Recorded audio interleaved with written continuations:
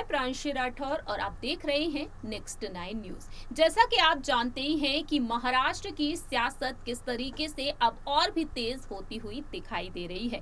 एक तरफ है शिवसेना के प्रमुख और पूर्व मुख्यमंत्री उद्धव ठाकरे का गुट और दूसरी ही तरफ है मुख्यमंत्री एकनाथ शिंदे। जैसा कि आप जानते ही हैं कि बीजेपी के समर्थन से नई सरकार बन चुकी है और अब एकनाथ शिंदे डिप्टी सीएम देवेंद्र फडणवीस के साथ जो फैसले ले रहे हैं उन फैसलों को लेकर नाराजगी जाहिर करते हुए दिखाई दे रहा है विपक्ष।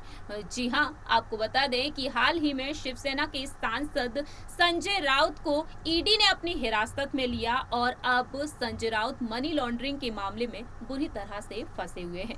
इसी बीच उद्धव ठाकरे अपनी नाराजगी को जाहिर किए तो वहीं उनके बेटे आदित्य ठाकरे भी। दूसरी ही तरफ विपक्ष के दिग्गज नेता और पूर्व उप मुख्यमंत्री अजीत पवार ने भी अपनी नाराजगी को जाहिर किया, लेकिन अब एकनाथ शिंदे लगातार जवाब देते हुए दिखाई दे रहे हैं। जब से ये सरकार बनी है, इस सरकार पर लगातार अजीत पवार निशाना साधते हुए देखे जा रहे हैं। एनसीपी के प्रमुख शरद पवार ने ये बात भी कही थी कि ये सरकार 6 महीने तक नहीं टिकने वाली है। वहीं अजीत पवार ने कहा था कि इस सरकार के 2 ही लोग हैं जो मालिक बनकर बैठे हुए हैं, बाकी सब आराम फरमा रहे हैं।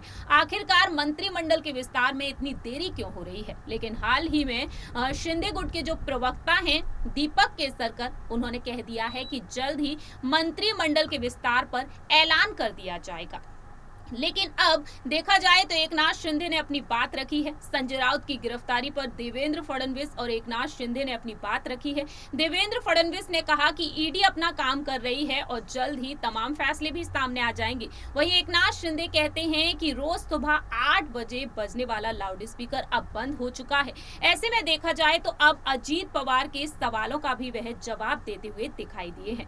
दरअसल आपको बता दें कि इस गिरफ्तारी पर अजीत पवार ने अपनी बात रखी थी कि आखिरकार ईडी बार-बार संजय राउत के घर क्यों पहुंच रही है, क्यों बार-बार छापेमारी की जा रही है। इस तरीके से वह बात रखे, लेकिन साथ ही साथ महाराष्ट्र में जिस तरीके से भारी बारिश के चलते हालात काफी ज्यादा बुरे होते हुए दिखाई दे रहे हैं, उन हालातों पर भी उन्होंने अपनी बात रखी थी बीते कुछ दिनों पहले। अब एकनाथ शिंदे ने तमाम सवालों का जवाब दिया है। वह लगातार प्रेस कॉन्फ्रेंस कर रहे हैं, अपने कार्यकर्ताओं को संबोधित कर रहे हैं और लगातार अपनी बात रखते हुए देखे जा रहे हैं। दरअसल आपको बता दें कि हाल ही में उन्होंने अपनी बात रखी कैबिनेट विस्तार को लेकर कि जल्द ही मंत्रिमंडल का गठन किया जाएगा। वहीं विपक्षी नेता अजीत पवार की तरफ भी उन्होंने अपनी बात रखी। एकनाथ शिंदे ने कहा कि बाढ़ की स्थिति के दौरान मैंने और उप मुख्यमंत्री ने गढ़चिरौली का दौरा किया। एक हेलीकॉप्टर भी तैयार किया गया था, इसका इस्तेमाल होना था, लेकिन बारिश इतनी तेज थी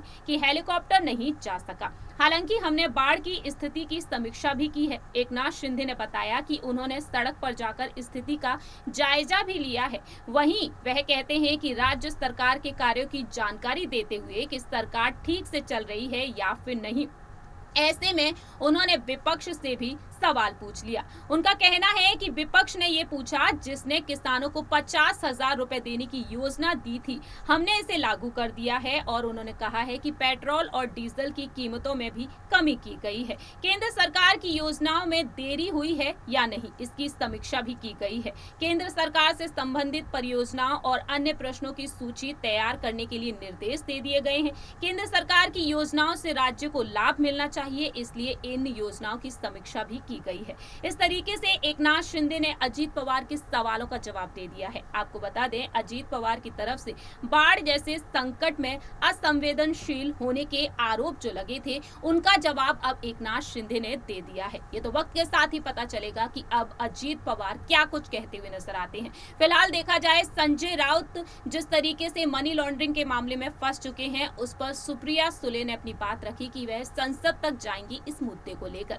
बहरहाल देखा जाए तो अब जल्द ही वो फैसला किया जाएगा कि आखिरकार संजय राउत जिस तरीके से मुसीबत में फंसे हुए हैं, क्या वाकई में उद्धव ठाकरे अब इस मुसीबत से उन्हें छुटकारा दिला पाते हैं? क्या वाकई में अब यहाँ पर उद्धव ठाकरे अपनी शिवसेना पार्टी को बचा सकते हैं? ये तो वक्त के साथ ही पता चलेगा जब सुप्रीम कोर्ट का फैसला आ जाएगा। इस रिपोर्ट में इतना ही। बाकी की तमाम अपडेट्स के लिए देखते रहिए नेक्स्ट 9 न्यूज।